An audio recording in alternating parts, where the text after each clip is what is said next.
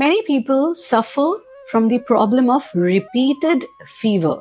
So it's like they get fever once, they go through the entire course of antibiotic, and then within few days they again get fever. They go for so many blood tests and so many culture tests, but then they don't actually understand what is happening with them, and there is repeated fever due to change in weather, change in place, and so many other factors are there.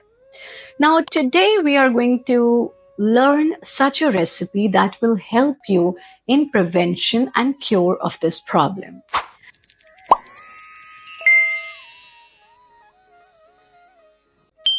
Namaste, I'm Acharya Pratishtha. I welcome you at Bharat Yoga English, and today we will be going to my kitchen, Rasoi, and we will learn how to make halira.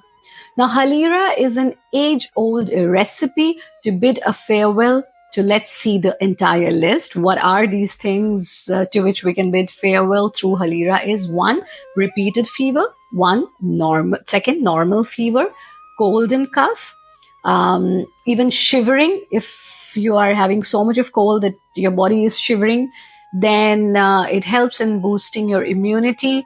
It is also helpful in treatment of tonsils, throat infection, or any kind of infection related to especially your respiration, or to cope up with the change in weather. How to make this halira? Let's go straight away to my kitchen and understand the recipe of halira. We are in kitchen now. Take a kadai, put it on flame, and once it's warm, put some pure desi ghee, pure cow desi ghee in it. Let this ghee melt down completely and let it become hot. Once it's hot, you have to put some makhana, fox seeds, and a bit of cashews in it. Now just roast it nicely. You can also put almonds. That's absolutely up to your taste. Roast it nicely. Once the color changes to brown, take these dry fruits out. And once you have taken these dry fruits out, the quantity of ghee must have been reduced. Now what you have to do is put more ghee in it. So the basic ingredient is ghee and gram flour. So make sure that you put ample ghee in it, because this ghee is going to help you in taking out all the waste from your body. Once this ghee is absolutely hot, you need to put gram flour, besan in it, and make sure that you keep moving it, keep rotating your spoon in it so that lumps are not formed. So make sure that it is nicely cooked. You can feel the smell, and even the color of besan, color of gram flour will change, as you can see in the video. Continuous whisking is very important if you want to make it without any lump, which is very, very important. So keep whisking it, and once you realize that yes, color has been changed to a little brown, and also the fragrance has changed and you can actually smell nice fragrance, now put water in it. Put water slowly, but while putting water also keep whisking it, keep mixing it so that lumps are not formed. As you can see in the video, slowly I'm putting water, and I'm also mixing it continuously so that no lumps are formed. So we keep on doing it, we continue doing it, and once it is done, now we are going to add some sugar in it.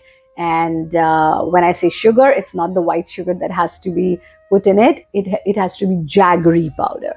Now, jaggery powder is very easily available these days. Make sure you put jaggery powder in that much amount, what is appropriate according to your taste.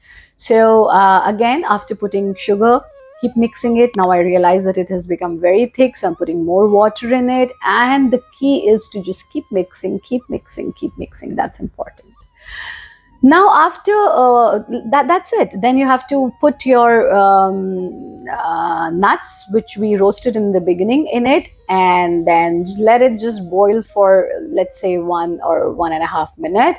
Mix it well, and your halira is absolutely ready. Now is the most important thing. You have to eat it warm, absolutely warm, or maybe if I can say hot, that's also not an exaggeration. So eat it hot.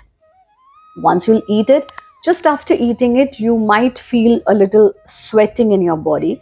So make sure that you cover yourself nicely when you eat it, because if you have any kind of infection, you might feel sweating while eating it, because it just takes out all the body waste, it just takes out all the infection in your body.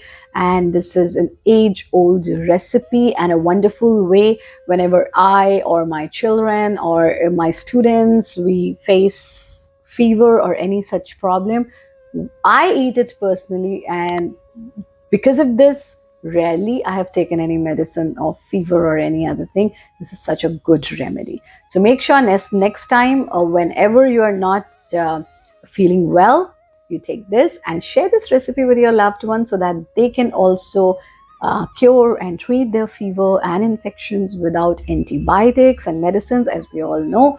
Of course, if it is required, go for it. But if it is not required and you can heal and cure something naturally, nothing can be better than that, because there is no side effect of this. That's all for today. If you have any other question, any other query, if you want to know something about your life or Indian culture or yogic practices or your health, or you like something, like you find something tasty but you don't know how to make a healthier version of it, do write to us. I will come up with a separate episode on that. That's all for today. Lots of love, light, and blessings. Stay happy, stay healthy. Hari Om.